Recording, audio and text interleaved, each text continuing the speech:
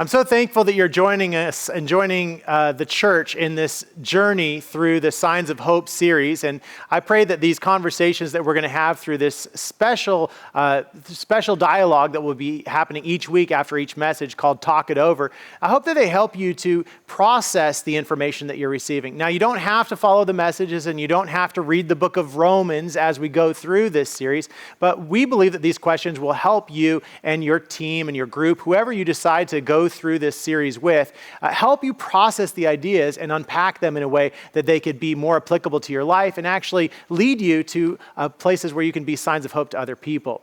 Now, this week we had a good time looking around. I don't know if any of you guys saw these signs of hope around town. So the first thing you might want to talk about this week is whether you guys saw signs of hope around you. Did you see them around town? And did you actually see the banners that were posted around town? And how did they make you feel? That would be the first thing to talk about. Now, after you talk about that, I'd like you to enter into this concept that was the premise for this week's message, and it is this. It's that hope is real. Even though we can't see hope, even though we can't hold on to hope, hope is real. And the message did talk about how sometimes we take those things that we can hold on to, like mountains or signs or visible, tangible demonstrations of hope, and we replace them for the hope or even replace them for God, our Creator himself. So I want you to be thinking about this concept that we sometimes take the tangible and replace it with the intangible. We replace it with the invisible things of our life. And it's kind of a philosophical idea, but it's one that Paul really introduces us to in the book of Romans.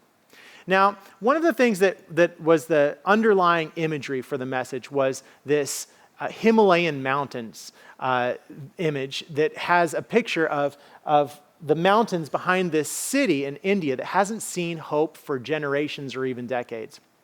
And it's a great illustration of, they haven't seen the mountains for a generation and decades. And the reason why is because the pollution has clouded over the mountains. And what a great image for all of us.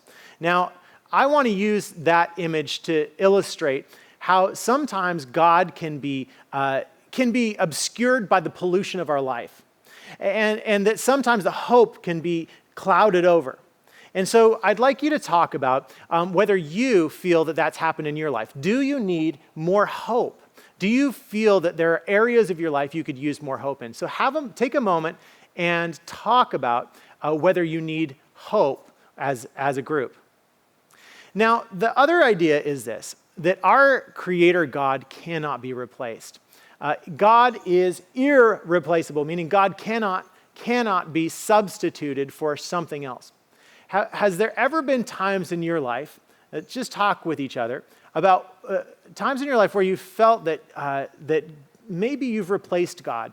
Years ago, I was given a little statue, and it was like a decorative statue, and I took it around with me. It was a heavy statue, and I was taking it because it was beautiful. I would take it from place to place with me. It would be on my shelf, and it was this big, and I would travel, and I would live in the Caribbean. I would take it there, and I'd live in the United States. I'd take it to another place. And it was always there until one time I realized that I was looking at the statue, and I felt like I had developed a relationship with an inanimate object. And at that point, I decided I can't have this in my life. It's nonsense, is what Paul talks about. But there may be more simple ways that you feel that you possibly have replaced God in your life with something else. And I'd love you to just have the courage and the boldness to just talk about even those simple ways that perhaps we don't want to talk about other people.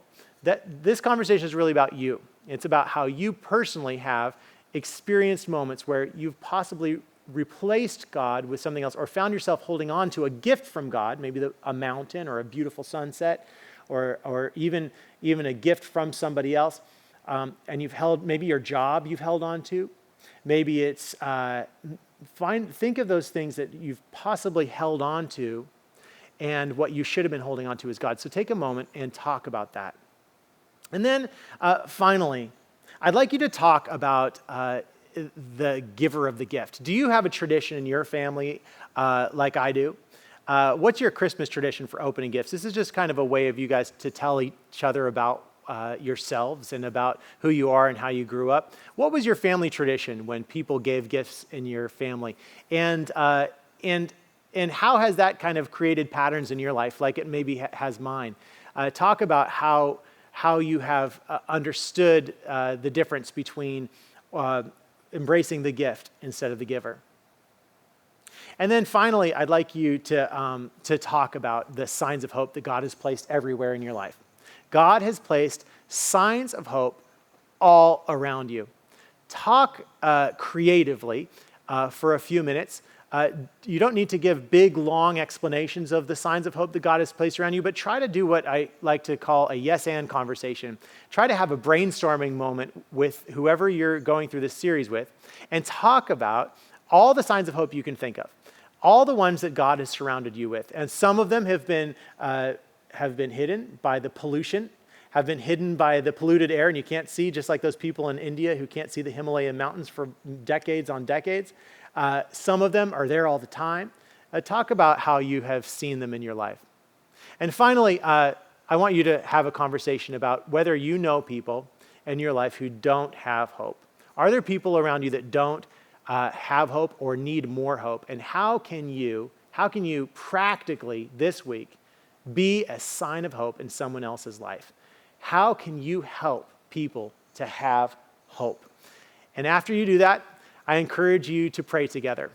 Ask each other if there are any specific things that you can pray for, and make sure that your prayer has two elements to it: praising God for the good things, and also praying that God would come into those moments of darkness and shine his light and bring his healing and bring his unbelievable, wonderful gift of hope into your life through the signs. By the way, in the Bible, they talk about miracles that Jesus did.